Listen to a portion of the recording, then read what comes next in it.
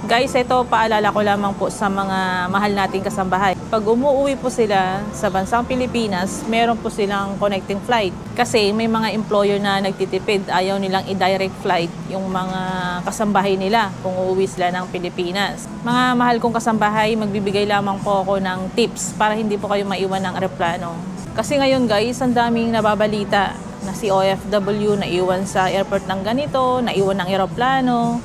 Kung halimbawa na isang oras kalahati lang yung stopover nyo or layover, kailangan nyo pong magmadali guys. Tapos mag-fill up pa kayo ng declaration form. Ito po yung tips ko guys para hindi kayo maiwan ng eroplano. Kung halimbawa guys, nagbigay na si employer ng inyong mga plane ticket, i-check nyo maigi ang inyong mga plane ticket. Kung ilang oras ang stopover nyo at yung bansang dadaanan nyo kung kailangan nyo ng declaration form. Sa mga dadaan po sa Bangkok, Thailand, kailangan po natin dyan ng declaration form. Pero yung declaration form nila, parang Pilipinas din, 3 araw bago ang iyong flight, pwede ka nang gumawa. Kaya kung hindi po alam ang gagawin guys, ugaliin po natin magtanong sa may mga alam sa mga kaibigan. Para hindi po kayo magka-problema pagdating po sa airport, mahirap po kasi yun na uuwi na nga lang kayo na bansang Pilipinas. Tapos doon pa kayo magkaka-problema, di ba? Napakadaming naiiwan po ng eroplano ngayon dahil meron po silang connecting flight sa bansang India at sa bansang Bangkok. Guys, huwag po kayong mahiyang magtanong kasi ang pagtatanong, doon po natin may iwasan kung ano ang problema. Iwasan po natin magkomento ng hindi maganda sa mga naiiwan ng eroplano or hindi alam ang gagawin. I-advise po natin sila na maganda.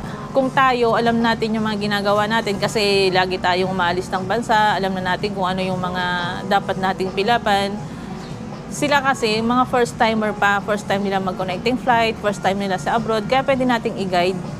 Huwag natin silang husgahan na may mga nababasa ako sa comment, tanga-tanga, bobo, hindi alam ang gagawin. Guys, huwag natin silang husgahan. Kasi ang tao kasi hindi pare-pareho yan ng kaalaman. Pwede natin silang tulungan, pero huwag natin silang husgahan.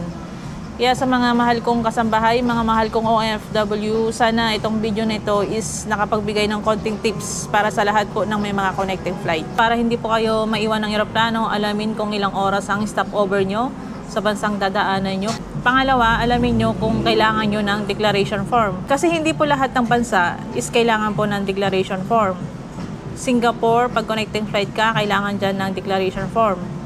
Tapos yung mga declaration form na pipilapan nyo, hindi rin po yan pare-pareho ang oras. Minsan, merong 3 days before your flight, gumawa ka na ng declaration form nila. Meron din naman 24 hours or kaya 1 day. Ugaliin din po nating mag-search or magtanong-tanong para maging ready po tayo pag araw na ng ating mga flight para maiwasan po na maiwan tayo ng mga eroplano. Kasi pag naiwan po tayo ng eroplano, sayang ay inyong mga plane ticket. I-rebook nyo po yun, another gastos na naman.